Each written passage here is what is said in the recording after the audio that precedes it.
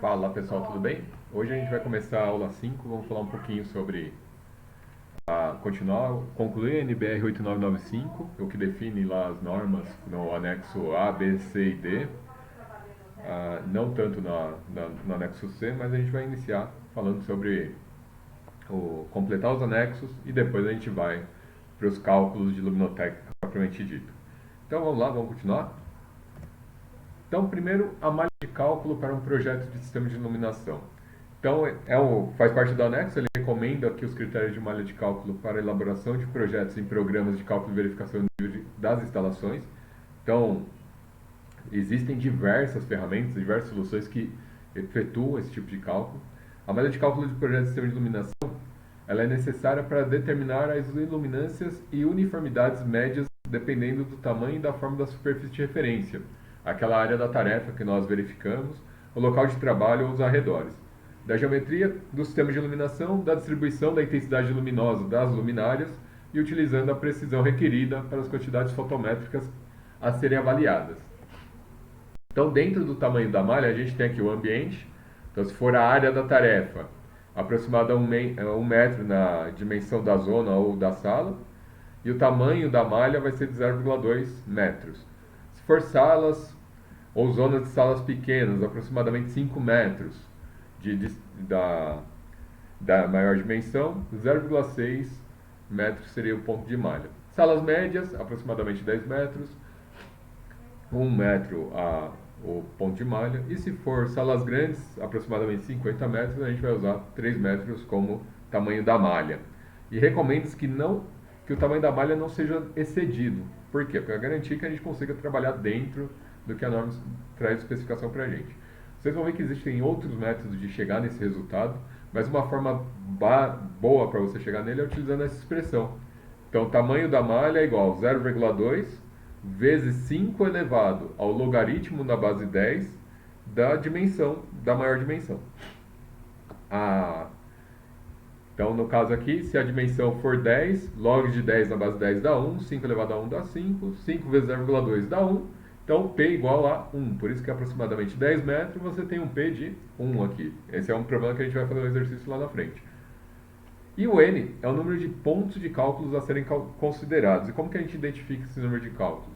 A gente vai pegar o número da maior dimensão e dividir pelo número de pontos da malha. Então, por exemplo, 10 dividido por 1, eu tenho 10 números de pontos para poder trabalhar. As superfícies de referências retangulares são subdivididas em pequenos retângulos, aproximadamente quadrados, com os pontos de cálculos em seu centro. Então a gente vai separar isso em quadrados e o centro vai ser o ponto de cálculo.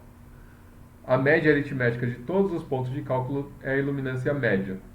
Enquanto a superfície de referência tem uma relação de comprimento versus a largura entre meio e 2, o tamanho da malha P, o número de pontos podem ser determinados com base na maior dimensão da área de referência. Recomenda-se que em todos os outros casos a menor dimensão seja tomada como base para o estabelecimento do espaçamento entre pontos da malha. Para a superfície de referência tipo faixa, que normalmente resulta de imediações das áreas avaliadas, convém que seja considerada a dimensão da faixa em seu ponto mais largo como base para determinar o tamanho da malha. Então, se eu tiver uma faixa lá, eu vou pegar o ponto mais largo dela como a referência. No entanto, não é recomendado que o tamanho da malha assim estabelecido seja superior à metade da dimensão da faixa em seu ponto mais estreito, e se esse for de meio metro ou mais. Os meios aritméticos e as uniformidades são determinados novamente considerando-se apenas pontos de cálculo dentro da faixa. Então aqui uma forma da gente poder identificar isso por meio de um gráfico. Então foi traçada a linha do gráfico aqui. A gente tem a dimensão de referência, então aqui seria o meu valor D. Eu tenho aqui o meu ponto P e aí eu vou ter o N, número de pontos de cálculo. Então vamos supor que eu tenho um D de 10, aquele que a gente pegou lá no primeiro caso. 10 é o D. O meu ponto tamanho P aqui, a gente viu que dá 1, então 10 e 1. E esse cara dá um resultado de 10 pontos de cálculo. Perceberam? Então, ó, vim aqui. Deixa eu ver se dá para rabiscar aqui. posso vir aqui, ó, 10, subir até a linha. Ai, deixa eu descer, volta.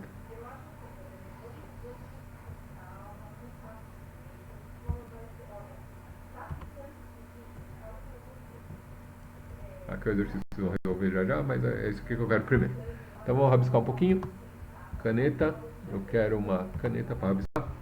Então estou aqui no ponto 10, vou subir até o meu valor aqui. Olha lá, encontrei a linha. O meu ponto P, nesse caso, vale 1. E o número de pontos que eu tenho vale 10, tá aqui, ó. 10. Então chegou no ponto P. Pode ser feito isso por método gráfico. Vamos supor, pegar um outro ponto aqui, que fique fácil da gente visualizar. Por exemplo, 30. Então vamos mudar de cor. Vou colocar aqui um verde. Então se eu pegar o 30 aqui, vou subir até lá na reta, encontrei esse ponto aqui. Para a esquerda, ele está entre 2 e 3. Vou pegar o 2, que é o mais próximo, né? E depois eu tenho quantos pontos para verificar? Tenho lá 14 pontos para verificar. Então, só com o gráfico a gente consegue identificar. Então, chega de desenho. Então aqui é um exemplo, numa sala com dimensão de 10 metros, determine o tamanho P. Então, pela tabela, a gente vem direto por aqui. A dimensão é 10 metros, então eu vou observar na tabela, a maior dimensão é D, está aqui, ó, sala com dimensão 10 metros, aproximadamente 10 metros, é uma sala considerada média, e aí a gente vai olhar aqui e vai falar, então ele tem uma malha de 1 metro. Marcou, pronto, acabou. Exercício direto. Vamos supor agora, e aí é uma outra situação, que o nosso ponto de malha lá continua com 10 metros, só que agora eu quero que utilize a expressão para calcular isso. Então, para usar a expressão, eu vou substituir o D por 10. E aí, log de 10 na base 10 dá 1. Então, vai ficar 0,2 vezes 1, logo o P vai ser igual a 1. Eu preciso que vocês façam isso no caderno, mostrem lá, utilize a calculadora, mas é importante que vocês tenham em mente que o resultado do P aqui vai ser igual àquele da tabela, tá? Então, as duas formas são possíveis de se encontrar. E qual é o número de pontos que eu vou ter? Basta eu pegar o número, a dimensão maior que eu tenho lá, 10 metros, e dividir pelo número P. Então, 10 dividido por 1, eu vou ter 10 pontos para encontrar. Do jeito que a gente fez lá, poderia usar o gráfico também, que a gente ia chegar no mesmo resultado. Então, é bem mais prático do que parece. E aí a gente vai falar de luminárias. São aparelhos destinados à fixação das lâmpadas e apresentam as seguintes características básicas. São agradáveis ao observador, modificam o fluxo luminoso da fonte de luz, possibilitam fácil instalação e posterior manutenção. A seleção de luminárias em recintos industriais deve ser precedida de algumas precauções relacionadas à atividade produtiva, e assim para ambientes onde haja presença de gases combustíveis em suspensão, é necessário escolher luminárias fabricadas com corpo resistente à pressão e de segurança reforçada. Em ambientes que tenha muito poeira, também é importante ter uma luminária resistente, tá? A IEC adotou as seguintes classes de luminária: direta, quando o fluxo luminoso é dirigido diretamente ao plano de trabalho. Nessa classe se enquadram as luminárias refletoras espelhadas, comumente chamadas spots. Indireta, quando o fluxo luminoso é dirigido diretamente em oposição ao plano de trabalho, e as luminárias que atendem a essa classe, em geral, assumem a função decorativa, como no ambiente iluminado. Semidireta, quando a parte do fluxo chega ao plano de trabalho diretamente dirigido e outra parte atinge o mesmo plano por reflexão. Nesse caso, deve haver predominância do efeito direto. Semi-indireta, quando parte do fluxo luminoso chega ao plano de trabalho por efeito indireto e outra parte diretamente dirigida ao mesmo. Nesse caso, o efeito predominante deve ser o indireto.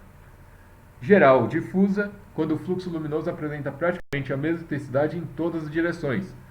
Para mais informações sobre o assunto, consultar a leitura específica. E aí você pode pegar manuais, referências de diversos fabricantes para poder consultar sobre as luminárias. Quanto à modificação do fluxo luminoso, as luminárias podem ser classificadas como absorção, tem a característica de absorção, que é a característica da luminária de absorver parte do fluxo luminoso incidente na sua superfície. Quanto mais escura a sua superfície interna da luminária, maior será o índice de absorção.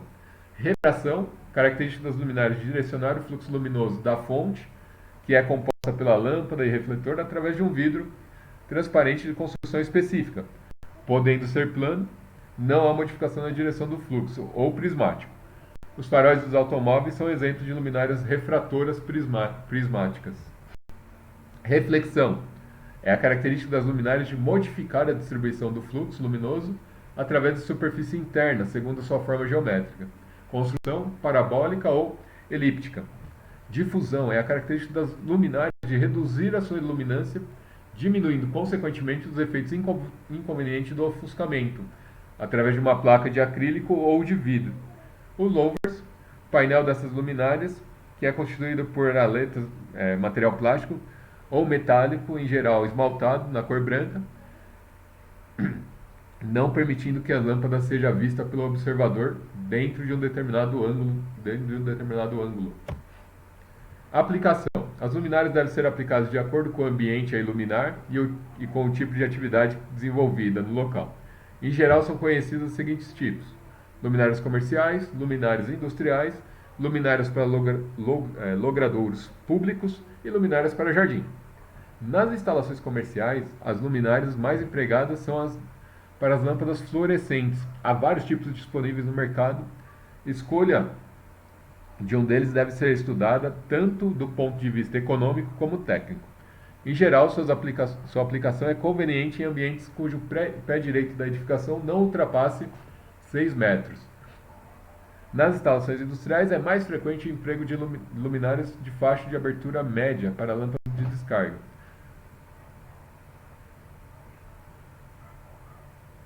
Lâmpadas de vapor de mercúrio são aplicadas mais comumente em galpões industriais com pé direito superior a 6 metros. Está aqui dois exemplos de luminária, né? Então nós temos a lâmpada, o nosso corpo de alumínio e o suporte para o reator interno. Aqui nesse caso aqui a lâmpada, o soquete e o vidro protetor e o suporte da luminária. Características fotométricas. Cada tipo de luminária, juntamente com a sua fonte luminosa, produz um fluxo luminoso de efeito não uniforme. Se a fonte luminosa distribui o fluxo de maneira espacialmente uniforme em todas as direções, a intensidade luminosa é igual para cada distância tomada da referida fonte. Caso contrário, para cada plano de uma dada direção, a intensidade luminosa toma diferentes valores. A distribuição desse fluxo em forma de intensidade luminosa é apresentada através de um diagrama de coordenadas polares cuja fonte luminosa se localiza no centro. Então aqui, a hora que a gente estava falando, a fonte luminosa no centro, eu tenho 0 graus de inclinação da fonte. E aí o que eu garanto com isso? Eu tenho lá meus 200 e poucos lumens, 260 candelas aqui, para minha lâmpada. À medida que eu vou mudando o ângulo, a intensidade aqui vai mudando. Então, por exemplo, se eu chegar lá em 60 graus, aqui 60 graus, eu venho bater nessa linha aqui, ó. Então, com 60 graus eu estou com quase 40 candelas para 1000 lumens. Então, perceba que à medida que eu vou aumentando, vou variando o ângulo, vai mudando a minha intensidade luminosa. As cores de distribuição luminosa são utilizadas com frequência nos projetos de iluminação, empregando o método ponto por ponto. Vocês vão ver hoje ainda que existem dois métodos de cálculo luminotécnico, ponto a ponto e o método dos lumens. Então a gente vai entender cada um deles. Isso é muito empregado no método ponto a ponto. O ofuscamento, a gente já viu o que era o ofuscamento na última aula, é o fenômeno produzido por excesso de luminância de uma fonte de luz. O ofuscamento oferece ao espectador a sensação de desconforto visual, quando permanece no recinto iluminado durante certo intervalo de tempo. O ofuscamento direto provocado pela luminância excessiva de uma determinada fonte de luz pode ser reduzido, eliminado através do emprego de vidros difusores ou opacos. Então aqui, a lâmpada aqui, ó, ela interfere na visão do operador, e isso impacta diretamente. Para a gente calcular o limite de ofuscamento, nós podemos calcular pela tangente do ângulo que é formado aqui da visão do olho do operador até a luminária, então eu tenho um ângulo aqui formado para ele, dividido pela, que é igual a distância do olho do operador até a lâmpada da luminária, então a distância D, dividido pela altura da lâmpada. Então o que acontece? Se a gente pensar isso aqui no triângulo retângulo, a gente vai ter cateto oposto, é o D, e o cateto adjacente é K. Então por isso que aí a gente consegue calcular pela tangente do ângulo, desse ângulo φ aqui. Tudo bem? As normas alemãs DIN 5035 apresentam 3 classes de ofuscamento de acordo com a qualidade exigida pelo ambiente. Classe 1. Deve-se adotar uma excelente qualidade em relação ao ofuscamento. São ambientes característicos de sala de aula, loja de exposições, museu, sala de desenho, recinto de trabalho, manual fino e recintos com máquinas operatrizes. Classe 2. Condições médias em relação ao ofuscamento. São ambientes característicos de fabricação industrial bruta, tais como galvanização, sala de máquinas, vestiários fabris, oficinas mecânicas e similares. Classe 3. Condições desfavoráveis em relação ao ofuscamento e que deve ser evitado em qualquer tipo de iluminação industrial. Manutenção. A norma também traz no anexo dela, e aí é o anexo D, o assunto sobre manutenção. Nesse anexo, a gente tem orientações para a determinação dos fatores de manutenção para o projeto de sistema de iluminação. Com o aumento do tempo de serviço, o fluxo luminoso entregue por um sistema de iluminação diminui com o envelhecimento das lâmpadas e das luminárias. A queda antecipada do fluxo luminoso depende da escolha das lâmpadas, luminárias e dispositivo de operação. E a fim de garantir que um nível específico de iluminação expresso pela iluminância mantida seja alcançada por um período de tempo razoável, um fator de manutenção adequado precisa ser aplicado pelo projetista de iluminação, a fim de que seja levado em consideração essa diminuição do sistema de fluxo luminoso. O fator de manutenção é a relação entre a iluminância mantida e o nível de iluminância quando o sistema de iluminação for novo. O fator de manutenção é ilustrado na figura a seguir. Então aqui eu tenho lá o período, o início e o período de uso. Então nesse caso aqui, perceba que a minha iluminância média, à medida que vai passando o tempo, ela vai caindo. Se eu considerar que eu vou fazer uma iluminância, vou trabalhar com um intervalo de limpeza de cada 3 anos, olha só, 1, 2, 3, caiu. Aí eu faço a manutenção, não vai ser igual quando fosse novo, como se fosse caso novo, né? Mas ele chega próximo. E aí depois, passou um ano, ela vai caindo, no terceiro ano vai cair de novo. Daí eu volto lá e faço a manutenção.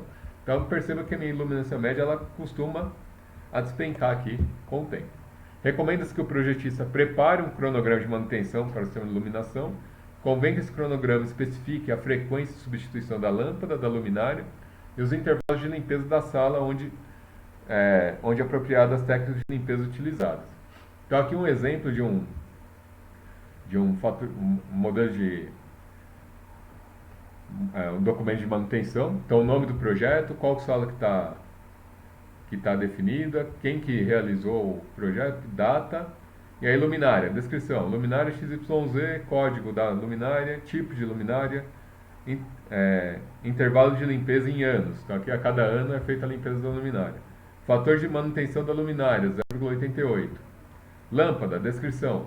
Então é uma lâmpada tubular, 5, alta potência nominal 54 watts, substituição da lâmpada. Grupo, reator eletrônico, manutenção da lâmpada, 2 anos. Horas de funcionamento da lâmpada, 6.000 horas por ano.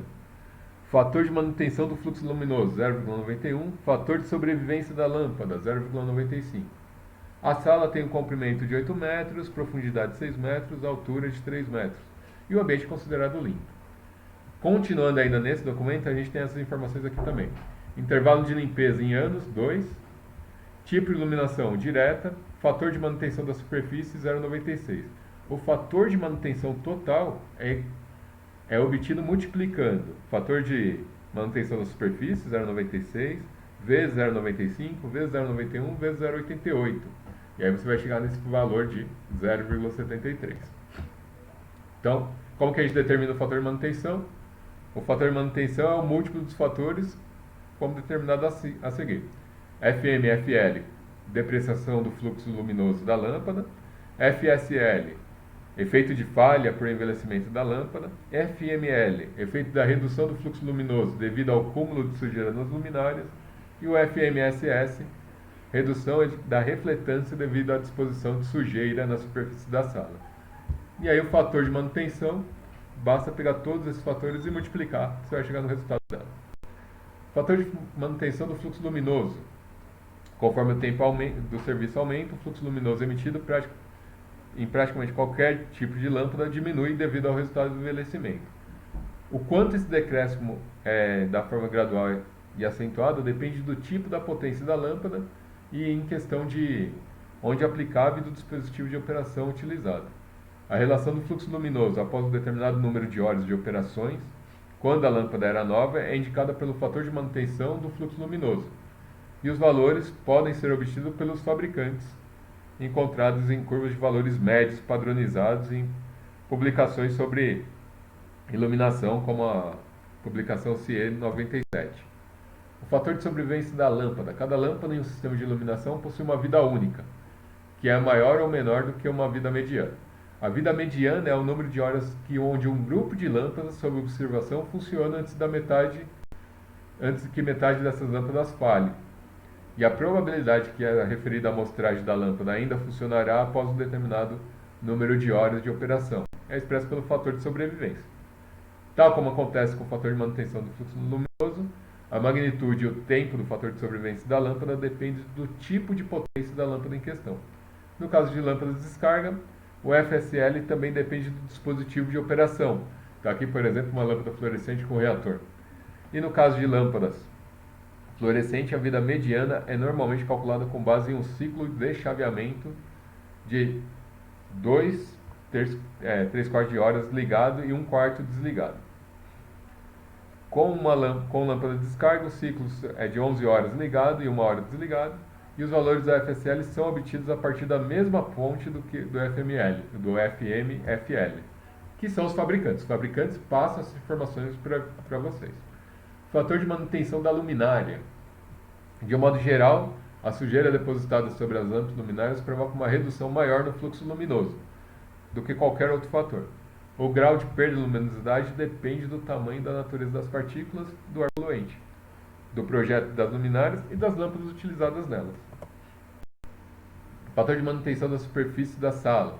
O depósito de poeira no teto, nas paredes e no piso e no mobiliário geralmente causa uma redução na iluminação indireta devido à interreflexão. O fator de manutenção da superfície da sala leva em consideração o impacto das condições ambientais. O fator de manutenção da superfície da sala pode ser definido como a relação entre o fator de utilização em um dado momento e o fator de utilização quando a última limpeza da superfície foi realizada. Fator de manutenção de referência. Exemplos de fator de manutenção vão ser apresentados agora na tabela a seguir. É considerado tanto para que as lâmpadas são substituídas individualmente, assim que falha, e são substituídos em grupos quando a iluminância cai para o nível de iluminância mantida. Então, o fator de manutenção, aqui é para lâmpadas fluorescentes, tá? 0,8, ambiente muito limpo, ciclo de manutenção de 1 ano, 2.000 horas por ano de vida, até a queima com substituição da lâmpada a cada 8.000 horas. Substituição individual, luminárias direta e indireta com uma pequena tendência à coleta de poeira. FMFL 0,93, FSL 1, FML 0,90 e FMSS 0,96. Multiplicando tudo, você vai chegar no número próximo de 0,8. 0,67, carga de poluição normal no ambiente, ciclo de manutenção de 3 anos, 2.000 horas por ano de vida até a queima com substituição da lâmpada, a cada 12.000 horas, substituição individual, luminárias direta e indireta, com uma pequena tendência à coleta de poeira. E aí aqui a gente já mudou os parâmetros e também chega a 0,67. 0,57, mesma coisa, cada um com seu respectivo exemplo. Mesma coisa aqui pra gente, cada um com seu respectivo exemplo, agora para lâmpadas fluorescentes compactas. lâmpadas de vapor de metálico, todos os fatores relacionados. Cálculo luminotécnico. Atualmente existem vários métodos e ferramentas de software para cálculo e simulação de iluminação. Contudo, os principais métodos utilizados até hoje são o método dos lumens ou fluxo luminoso e o método ponto a ponto. Então, o método dos lumens consiste em determinar a quantidade de fluxo luminoso total necessário para iluminar um determinado ambiente. Para isso, a gente vai utilizar a norma NBR 8995 nas características de geometria e acabamento do ambiente e nas características das lâmpadas luminárias utilizadas no projeto. Então, o primeiro passo para a gente determinar o cálculo luminotécnico é determinar a iluminância em lux do ambiente. Então, aí a gente vai naquela tabela que nós vimos na última aula, vai definir, encontrar qual é o tipo de ambiente que a gente tem, e aí com base na tabela eu vou encontrar a iluminância mantida que eu tenho que se garantir. Depois, vou determinar o coeficiente K do ambiente, que é o índice que depende das características geométricas do ambiente. Como que a gente vai determinar esse ambiente K? Comprimento vezes a largura dividido pela altura útil. O que seria a altura útil? Da mesa, vamos pegar o plano da mesa, do plano da mesa até a luminária, até a altura da luminária. Então aí a gente considera isso de altura útil, dividido pelo comprimento mais largura. Então com essa expressão aqui a gente consegue achar o índice K. Depois, no terceiro passo, determinar os tipos de lâmpadas e luminárias que são utilizadas no ambiente, determinar a refletância do ambiente. A refletância é o índice obtido através das características de acabamento das partes internas do ambiente, da parede do teto. Isso é o que eu comentei. Geralmente nos problemas envolvendo cálculo luminotécnico, isso é dado para você. Então, 0,6 a 0,9 para o teto, 0,3 a 0,8 para a parede, 0,1 a 0,5 para o piso. Variando percentuais em função das características de pintura, acabamento, cinza, branco e escuro. Fator de manutenção ou depreciação. Esse fator prevê a perda da eficiência da iluminação da lâmpada luminária ao longo do tempo da sua vida útil. Esse fator depende da característica das lâmpadas luminárias e é utilizada das características do ambiente onde se encontram instalados e do período de tempo ou intervalo de manutenção. Com essa característica, obtemos o valor de FD em tabelas. A norma NBR 89951 traz lá no anexo D, essa tabela que a gente acabou de ver hoje, né? Com os dados da luminária, o índice K e a refletância determinam o coeficiente de utilização, obtendo o valor em tabelas fornecidas pelo fabricante na própria luminária. Aí eu consigo achar o fluxo total, que é dado pela índice de iluminância, iluminância para o ambiente, a área do ambiente, e aí tem que usar toda aquela função, as funções que nós conhecemos, coeficiente de utilização e o fator de depreciação. Com os dados obtidos, calcula-se o fluxo total, a gente está definindo aqui o fluxo pelo φ, em lumens e para o ambiente. Número de luminárias, de posse do fluxo total que eu quero e o fluxo de uma luminária. Então, por exemplo, vamos supor que eu quero um fluxo de 100 lumens e a minha luminária fornece 10 lumens de fluxo. Eu preciso de 10 luminárias para garantir o fluxo total. Então, basta pegar o fluxo total que eu quero para aquela área e dividir pelo fluxo da luminária. E aí eu vou fazer a distribuição geométrica dessas luminárias. Então, a distância entre as luminárias no comprimento, está aqui, ó, de A. Então, você deixou A sobre 2 no espaço, aqui eu tenho um comprimento de A, e aqui eu vou ter mais uma distância. O comprimento do ambiente, então qual que é o valor do A aqui? Comprimento do ambiente dividido pelo número de luminárias na direção do comprimento. Depois, o B, largura do ambiente dividido pelo número de luminárias na largura. Então, por exemplo, aqui no caso, eu tenho 2 luminárias, então seria, vamos supor que aqui sejam 10 metros entre luminárias. 10 sobre 2 vai dar 5 metros entre elas. Método ponto a ponto. Então, esse seria o método por lumens. Encerrou, desenhou lá como que você vai expor as suas luminárias, acabou o seu problema pelo método dos lumens. Então, você vai passar aí por... a gente passa basicamente por 5, 6, 7 passos, aí 8 passos para chegar no método dos lumes. E agora o método ponto a ponto. A gente vai calcular em qualquer ponto individualmente da superfície a ser iluminada. O iluminamento total será a soma dos iluminamentos e é utilizado quando se necessita de uma iluminação específica de um ponto de uma superfície, ou quando a fonte luminosa é muito pequena em relação ao ponto a ser determinado. E aí, para a gente utilizar isso, a gente vai utilizar a lei de Lambert, que o iluminamento de uma determinada superfície varia de acordo com o quadrado da distância do ponto ou foco luminoso até o plano a ser iluminado. E aqui a gente tem a expressão de iluminamento em lux. Esse é o ângulo entre a superfície e a fonte de luz, e a intensidade luminosa em candelas e a distância do foco ao quadrado. Então está aqui. A intensidade luminosa vezes o cosseno do ângulo entre a superfície e o ponto da fonte de luz, e vezes a distância ao quadrado. Então, para um plano horizontal, a gente teria